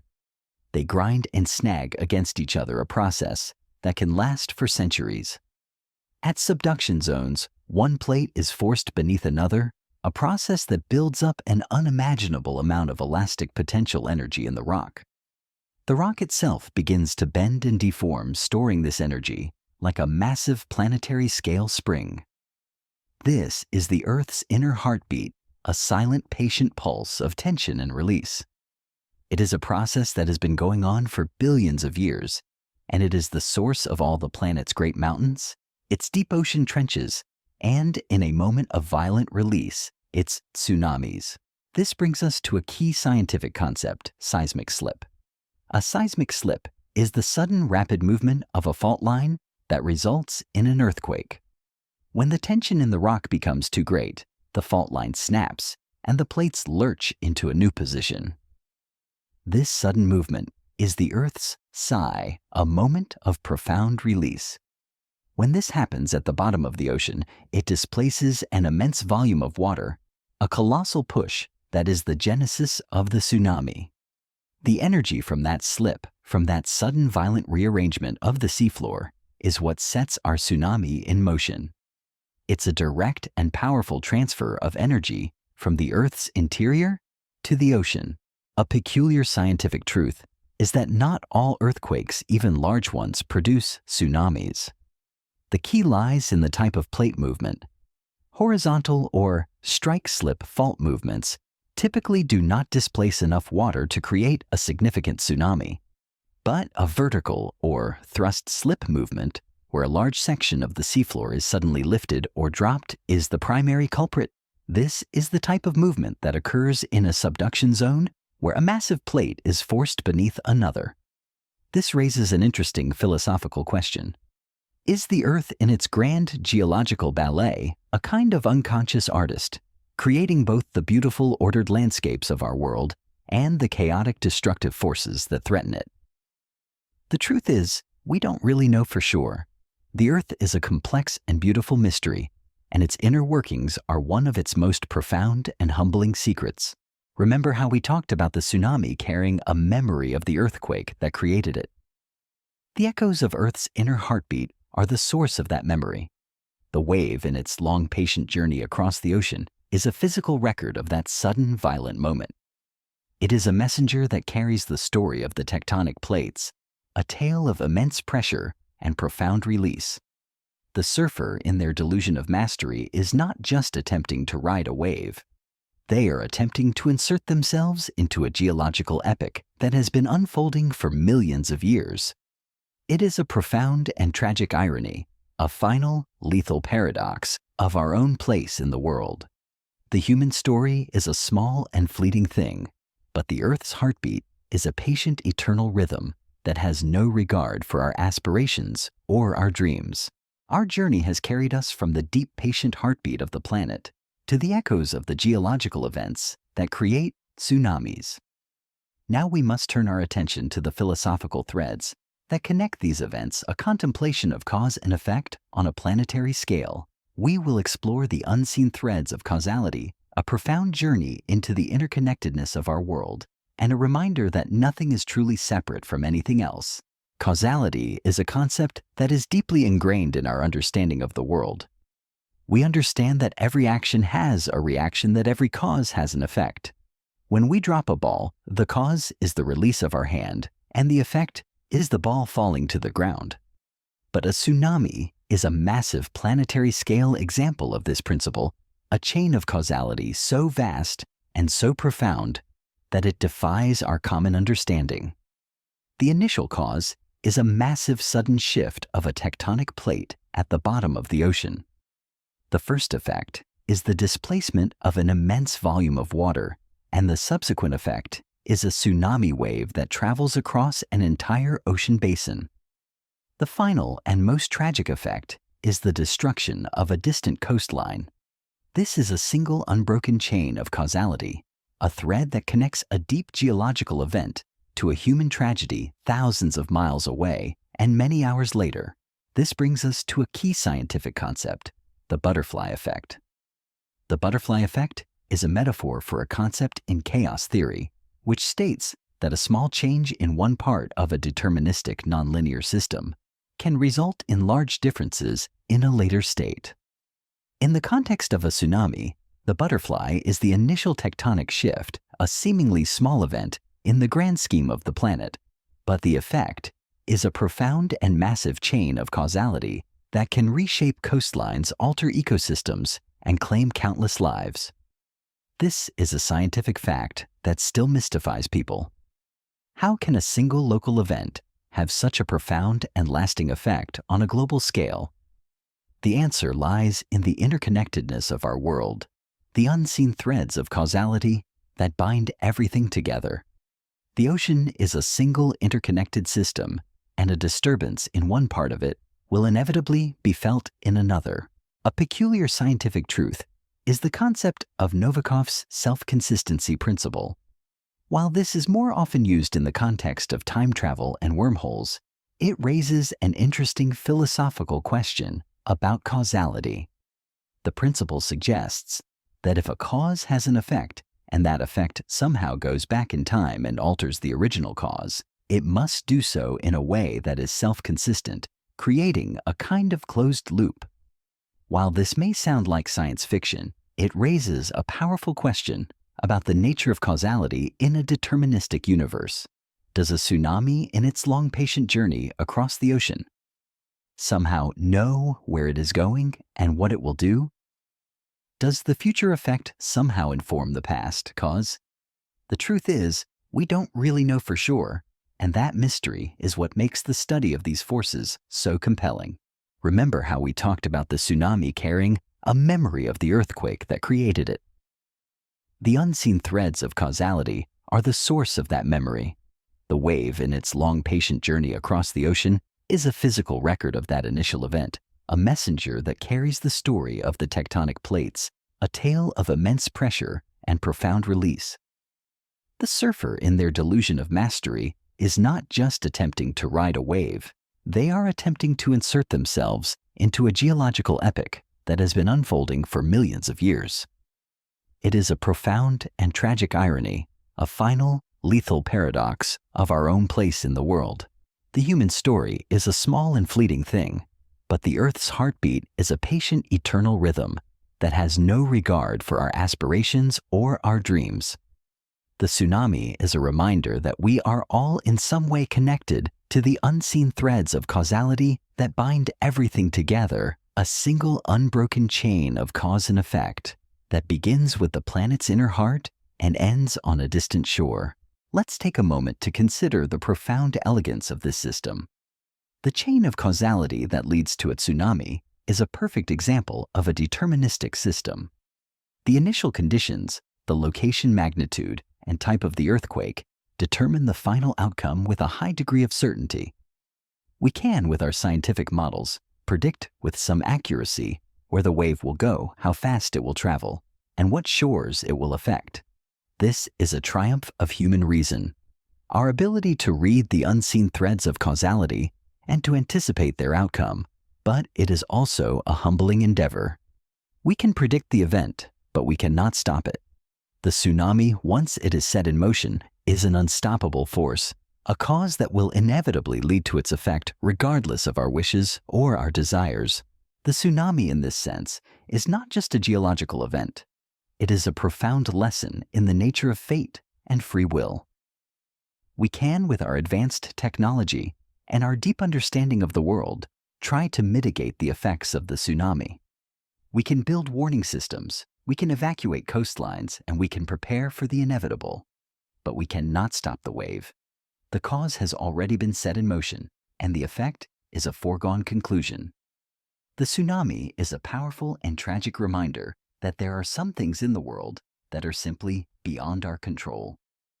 It is a testament to the idea that even in a world of profound interconnectedness, there is a kind of profound and tragic separation, a distance between the cause and the effect that we can never truly bridge. The surfer's delusion of mastery in this context is a final, beautiful, but ultimately tragic act of defiance against the very laws of causality.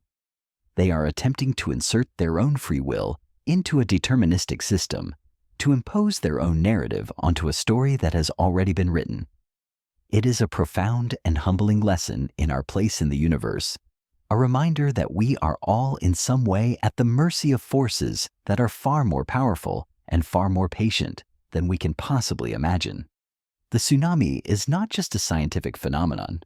It is a profound lesson in the nature of our own existence, a quiet whisper from the deep that reminds us that we are all in the end just a small part of a much larger and much more powerful story.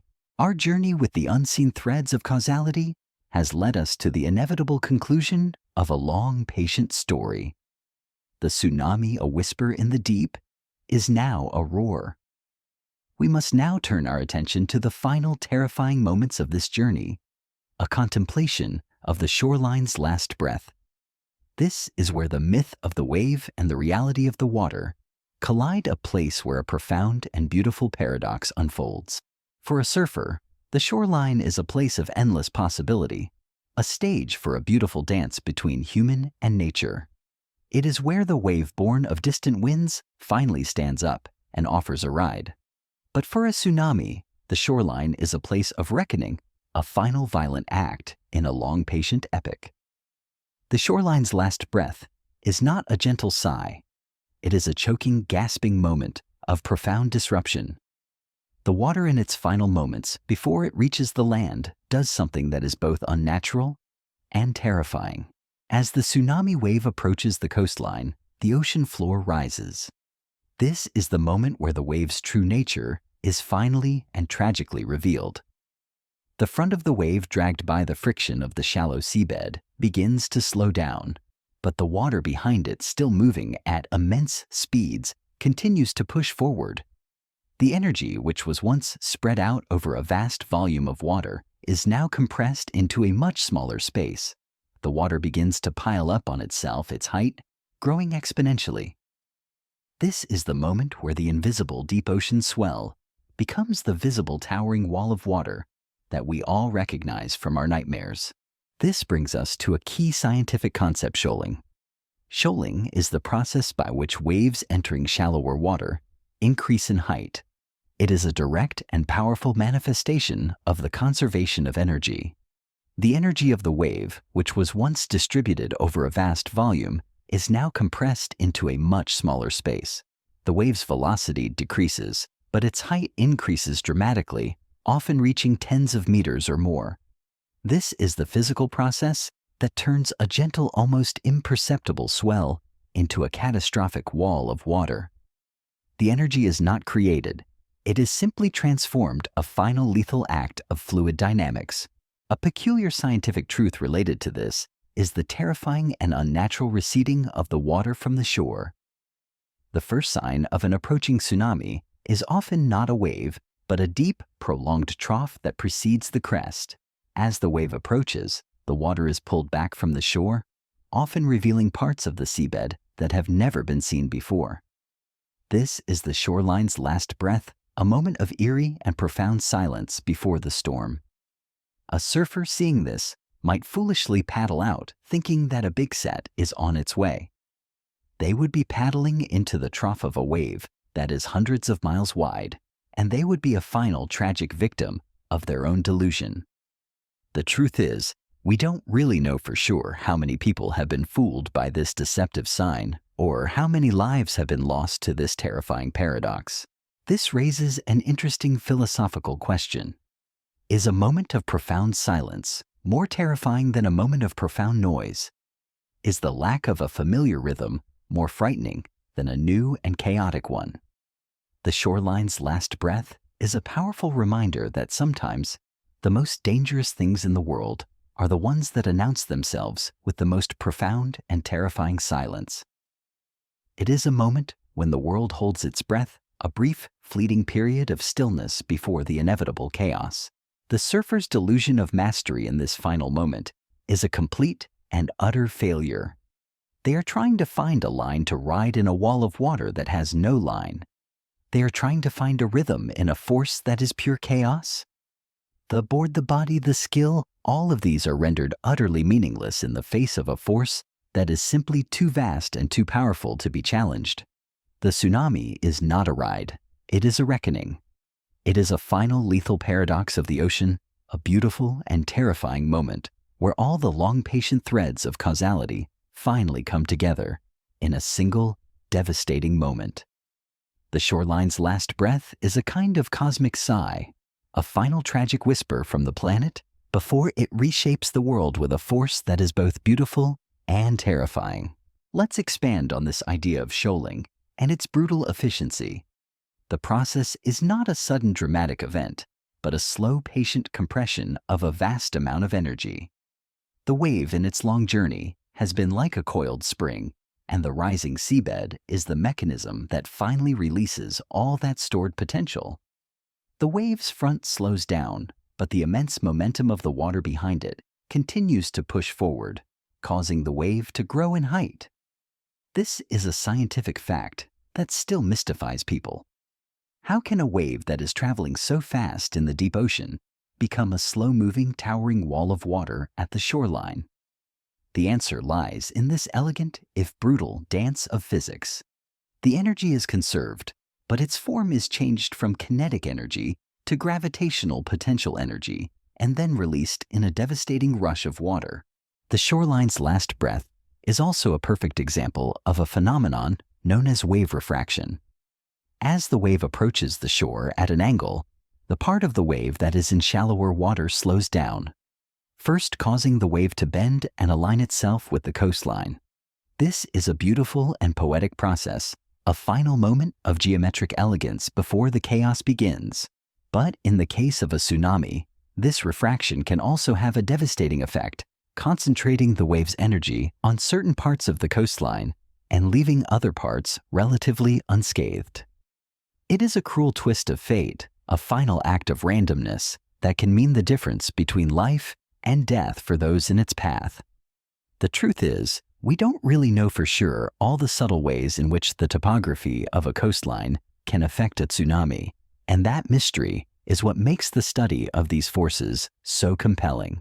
The surfer's delusion of mastery is in this final moment not just a physical impossibility, but a philosophical one.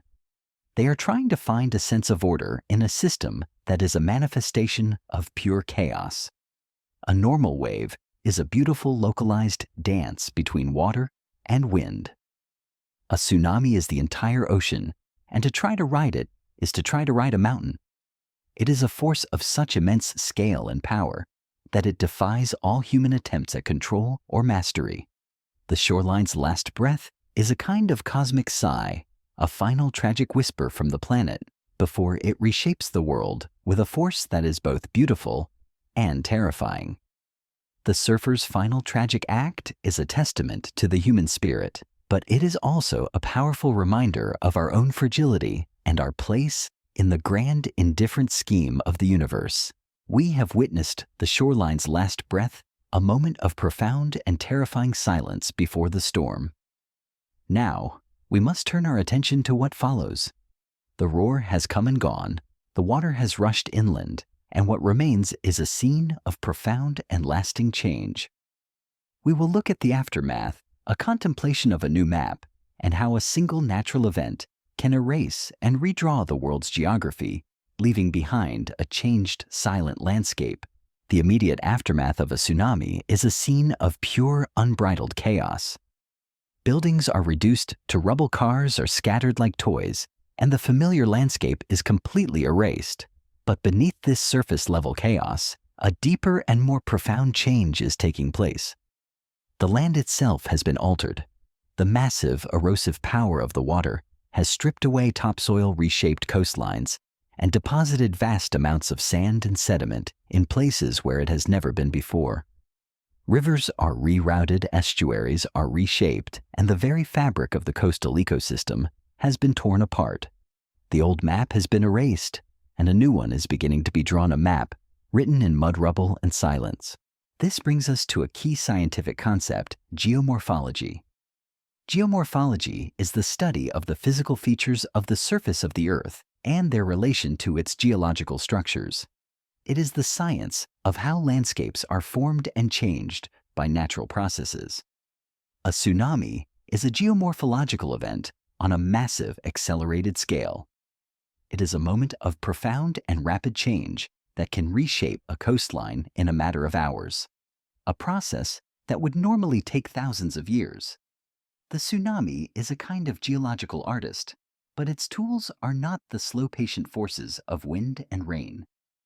Its tools are the raw, unyielding power of water and momentum, and its art is a landscape of destruction and change. A peculiar scientific truth related to this is the sheer power of the water to transport and deposit massive amounts of sediment. The tsunami in its rush inland can pick up and carry away not just small debris, but massive rocks and boulders, and it can deposit them in places that defy explanation. These are known as tsunami deposits, and they are a kind of geological fingerprint, a permanent record of the event that can be read by scientists for centuries to come. The truth is, we don't really know for sure all the subtle ways in which these deposits can be used to read the history of past tsunamis, and that mystery is what makes the study of these forces so compelling. This raises an interesting philosophical question. If a landscape is a living, breathing thing with a history and a memory, then what is the effect of a profound and sudden change? Does the land remember what it was before? Or does it simply accept its new altered form and begin to write a new story? The truth is, we don't really know for sure.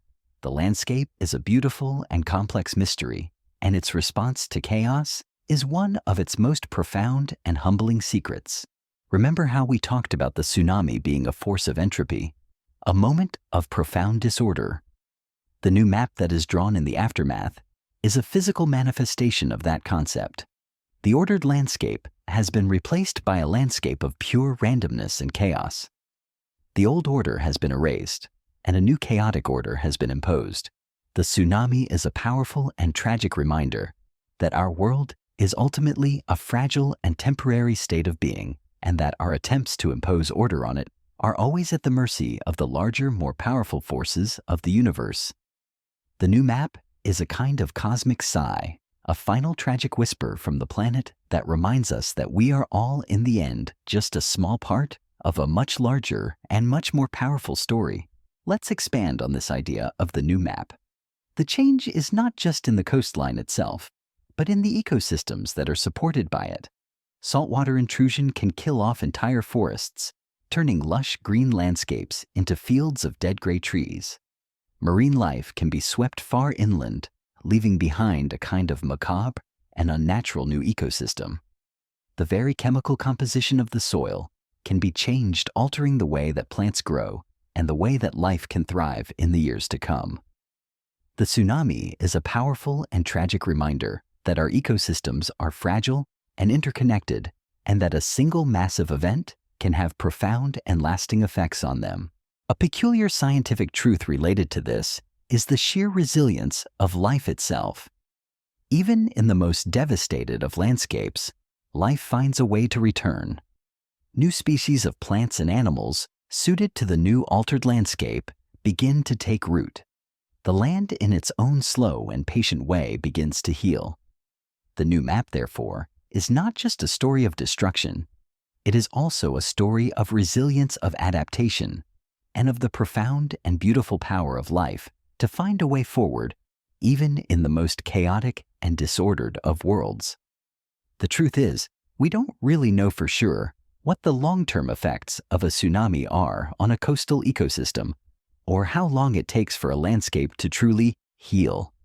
And that mystery is what makes the study of these forces so compelling. The new map, therefore, is not just a story of a single catastrophic event. It is a story of a long, patient process of change and adaptation.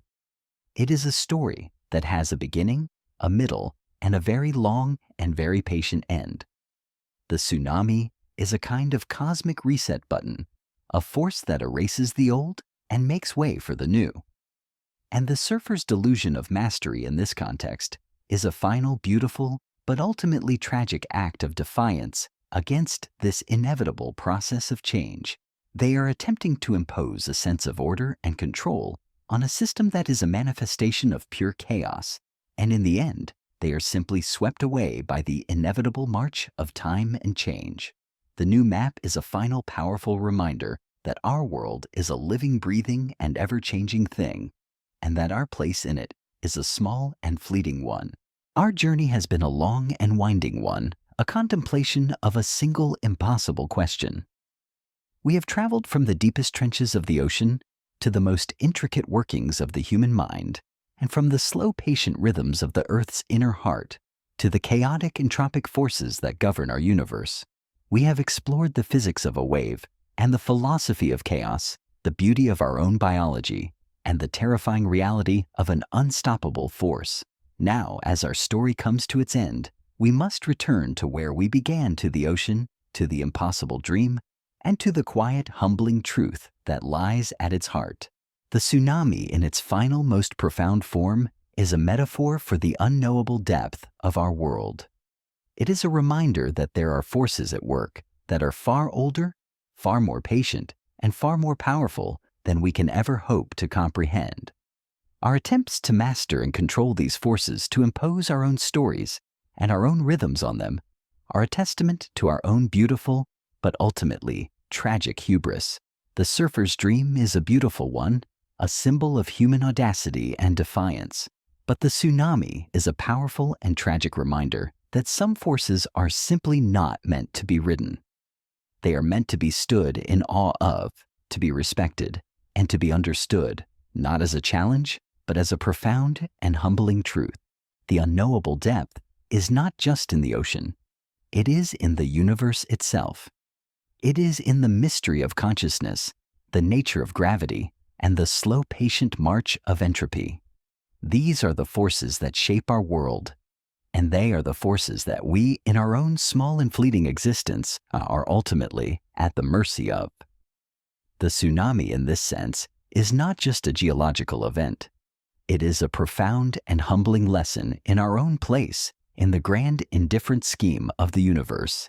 It is a quiet whisper from the deep that reminds us that we are all, in the end, just a small part of a much larger and much more powerful story. And to understand this, to truly grasp this truth, is to gain a kind of profound and beautiful wisdom. Our journey together is now drawing to a close. We have gently brushed past the surface of a deep and beautiful mystery, a story that began with a waking dream and ended with a quiet, humbling truth. I'd like to gently ask one last time, where is the place you're staying now? The time in that place at this very moment, how is it flowing? I hope that wherever you are and whenever you are, you feel a profound sense of peace. The world is full of these deep and beautiful mysteries, and it is in our contemplation of them that we find a kind of quiet comfort. Let your thoughts slowly fade, like the gentle ripples on a calm lake, and let yourself drift into the peaceful, welcoming arms of deep sleep. Thank you for joining me on this journey. For a moment, we were together contemplating the impossible and finding a kind of quiet wisdom in the face of the unknowable. Now it is time for you to rest. Take a deep, gentle breath and let it go. Let the sounds around you become a soft, distant hum. Let your body feel heavy and your mind feel light. Just rest. Sleep well, my companion. Wherever and whenever you are, sweet dreams.